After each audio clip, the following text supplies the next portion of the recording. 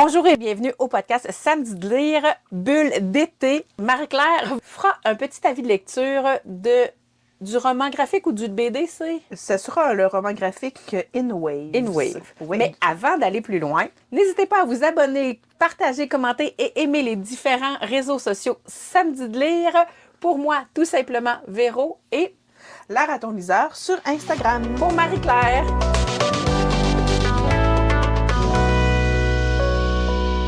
Alors, Marie-Claire, on est dans notre capsule bulle d'été, présentation BD comme on l'a annoncé récemment dans une petite bande-annonce pour notre période estivale. Je vais te laisser immédiatement la parole pour rentrer immédiatement dans le vif Dans du le sujet. vif du sujet. Alors, je suis contente de commencer ces capsules par roman graphique que j'ai choisi de vous présenter aujourd'hui. Alors, dans les vagues en français, mais In Waves, ici qu'on voit, là, se passe à Hawaï. Alors, c'est vraiment tout pour commencer la saison Absolument. avec une petite petit chapeau de soleil. Un avis livresque de ta part. Ben, écoutez, j'ai entre les mains ici une brique. Quand même. Il y a quand même beaucoup de pages. On parle d'un bougez pas ici. Et là, maintenant que je sais que c'est un album, C'est un je vais te album. présenter. On parle de l'album In Wave. Alors, de l'auteur Eiji Dungo.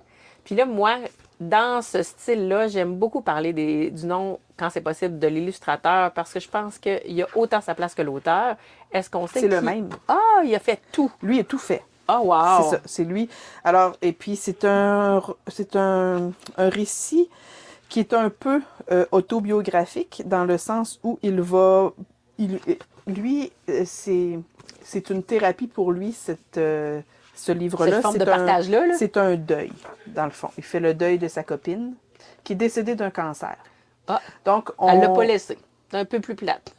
Ben, en fait, c'est triste, mais ça reflète une réalité qui arrive malheureusement. Ben oui. Alors, et puis, je pense que pour tous ceux qui ont eu à vivre le deuil d'une personne qui est partie trop tôt, dans la fleur de l'âge, où on peut dire que tout le monde part un peu trop tôt, mais parfois c'est prévu, puis d'autres fois, ça vient nous scier les jambes en deux, on va Oui, dire. parce on alimente le concept du cycle de la vie, de la Oui. jeunesse à la vieillesse. Fait que c'est sûr que quand quelqu'un quitte dans l'enfance, dans l'adolescence ou dans l'âge adulte, avant de se rendre à ce que nous, occidentaux, appelons la retraite. Ben voilà. Donc, ce deuil-là, c'est représenté ici exactement. Dans le titre, là, on appelle ça In Waves. Et puis, le titre, c'est In Waves, mais vague, dans les vagues. Le deuil se fait de cette façon-là, par vague. Alors, des fois, c'est présent, des fois, ça se retire. Ça revient quand on s'y attend pas, ça repart. C'est un peu le rythme de l'album. Donc, on va avoir deux histoires en une dans ce roman-là. C'est ce que je trouve vraiment intéressant, parce qu'on n'est pas toujours dans la tristesse et le deuil. On va avoir l'histoire de notre protagoniste qui va rencontrer son amoureuse quand ils sont des adolescents. Il va tomber amoureux d'elle, puis ils vont partager une passion qui est le surf. Alors, cette version-là de l'histoire va être présentée tout en vert et Ok. en turquoise. Donc, cet album, il est deux fois monochrome. Est-ce que je peux dire ça? C'est qu'il va y avoir une histoire qui est toujours en vert et en turquoise et en blanc, bien évidemment. Et puis l'autre histoire qui se passe dans le passé qui nous explique la genèse du surf à Hawaï.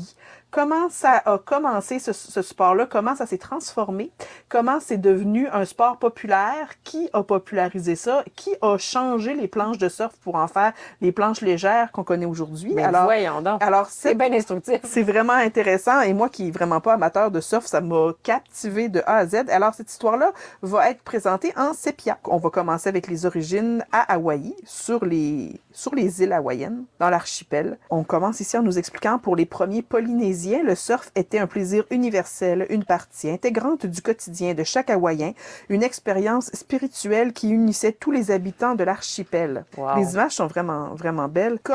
C'était comme si l'île tout entière dansait dans les vagues. Mais un jour, les Occidentaux arrivèrent. Ceux qui fantasmaient l'océan rencontrèrent ceux qui jouaient naturellement avec lui. À partir de ce moment-là, les surfeurs se firent plus rares. Donc, on comprend que l'arrivée de l'homme blanc, encore une fois, a changé. Arrête! A changé. Bon, est-ce que c'est pour le mal? Est-ce que c'est pour le mieux? C'est arrivé. Donc, ils ont commercialisé le surf. Ils en ont fait avec les Beach Boys, quelque chose d'accessible et de quelque chose de sur la sellette. Parce qu'avant, les gens... Puis là, le développement du sport, c'est devenu un sport, c'est devenu un sport compétitif. Exactement, avec tout ce qu'on en connaît. Donc, on parle des deux Américains qui ont popularisé ça aux États-Unis, en Californie et tout ça. Fait que cette histoire-là est vraiment intéressante. Et tu as en parallèle, évidemment, l'histoire de notre illustrateur qui va nous expliquer sa rencontre avec son amoureuse, les bons moments qu'ils ont passés ensemble, mais c'est surtout axé sur le deuil, comment il vit son absence.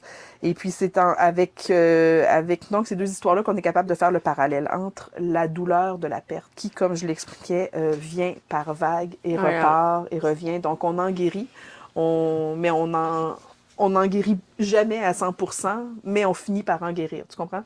Oui, tout à fait. Alors, il y a quelque chose ça va pas s'effacer. Non. Le deuil, la mort va rester morte. Mais ça va toujours faire un peu moins mal. À toutes les fois, ça va faire un peu moins mal. Ce qu'on en dit de ce roman-là, à l'arrière, dans le fond, j'ai vraiment aimé les avis. Récit autobiographique bouleversant, c'est vrai. In Waves est une grande histoire d'amour, la traversée d'un deuil et une ode à la culture du surf. J'aurais pas pu dire mieux, c'est exactement ça. Alors que Kristen n'était pas montée sur une planche de surf depuis des années, la jeune fille qui est décédée, ça a été une évidence, sa passion était contagieuse, nous avons tous suivi, mais parfois son corps lui rappelait ses limites. Donc voilà, c'est ça. C'est de ce dont ce roman parle. Et puis donc, c'est une lecture qu'on n'est pas obligé de faire quand on se sent nécessairement triste, puis on a besoin d'aller jouer dans ces blessures-là. C'est une lecture qui est accessible vraiment à tout le monde, c'est ce que je veux dire. C'est juste beau. C'est juste beau. Est-ce que tu recommanderais un groupe d'âge ou... Mais je dirais qu'à partir du moment où on est jeune adulte et on peut... ça prend une sensibilité, peut-être, un intérêt pour le surf, une sensibilité. Moi, ado, je pense que j'aurais vraiment aimé. À partir de 13-14 ans, j'aurais grandement apprécié, puisque l'histoire d'amour commence quand ils sont des adolescents. Donc, ça peut rejoindre vraiment tout le monde. OK. L'intérêt, dès que l'intérêt est là, ça va rejoindre tout le monde. Puis donc, comme j'expliquais, c'est un roman qui va avoir quand même du texte. Tu me dis. Un album, pardon, c'est ce que je veux dire. Un album qui a quand même du texte, évidemment, sauf qu'il y a aussi des très belles illustrations qui n'ont pas besoin de mots pour être appréciées. Pour être appréciées, exactement. Fait que ça met fin, à mon avis, livresque, le premier de la saison. Honnêtement, je trouve ça vraiment intéressant. Ça a été un bref moment, donner le goût de découvrir, d'aller vers ce roman graphique, cet album qui est In Waves. Oui, plus directement. C'était mal formulé. Je ferais mieux pour une prochaine publication, une prochaine émission. Ah, j'ai oublié de dire qu'il a été publié chez Casterman aussi. Si jamais vous le cherchez sur Internet. Une maison d'édition bien implantée. Exactement, qui nous offre de magnifiques albums et romans graphiques. Bon. Et bandes dessinées. Ils font tout ça. Ils nous offrent des belles choses. Belles choses. Traditionnellement, dans nos podcasts, Marie-Claire, je te laisse un espace pour conclure avec ton mot de la fin. Comment aurais-tu le goût de terminer ça? Je vous invite, si vous avez des sous et que vous avez envie de vous faire plaisir avec un roman graphique, de vous fier vraiment à votre coup de cœur visuel. Moi, à tous les coups, ça me... Parce que si, admettons que vous trouveriez que le texte n'est pas à l'avenant des images, ben au moins vous aurez un bel album à regarder. Mais habituellement, les deux vont de pair. C'est bien rare que... Tu penses?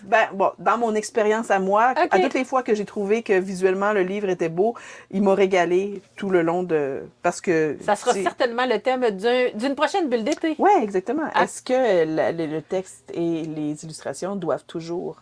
se compléter, oui, mais s'il y en a un qui nous plaît pas, est-ce que l'autre va nous plaire? Oui, c'est vrai.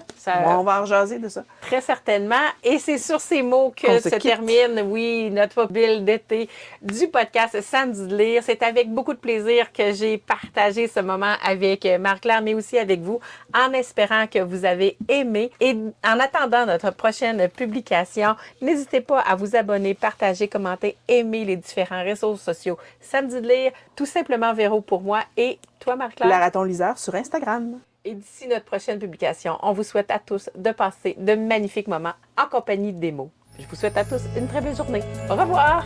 Bye! Le petit bye-bye à Marie-Claire toute minute.